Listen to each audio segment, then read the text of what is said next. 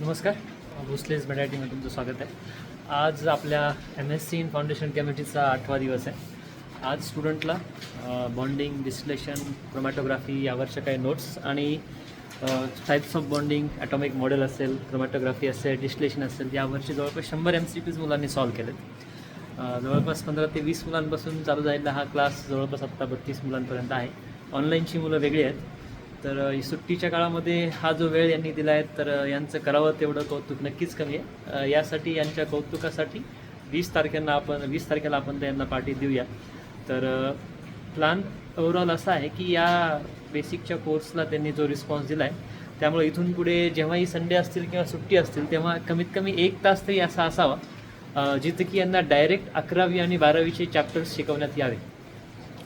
तर आपण जसा या कोर्सला यांचा रिस्पॉन्स आला आहे तसंच आपण पाहूया की कोणत्याही संडे किंवा सुट्टीच्या दिवशी फक्त 1 तासाचं एक लेक्चर असेल आणि कोणता तरी 11-12च्या केमिस्ट्री किंवा फिजिक्सच्या चॅप्टरचा पार्ट त्यामध्ये कव्हर केला जाईल.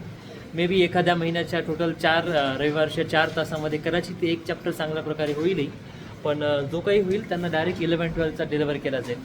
बायोलॉजी आणि मॅथमॅटिक्सचे तर रेग्युलरली दर आठवड्याला आपल्या संध्याकाळी बेसिकचे आणि ॲडव्हान्सचे लेक्चर असतातच, पण त्याहीसोबत 11-12च्या सिलेबसचे हे लेक्चर्स त्यांना नक्कीच खूप जास्त मदत करतील.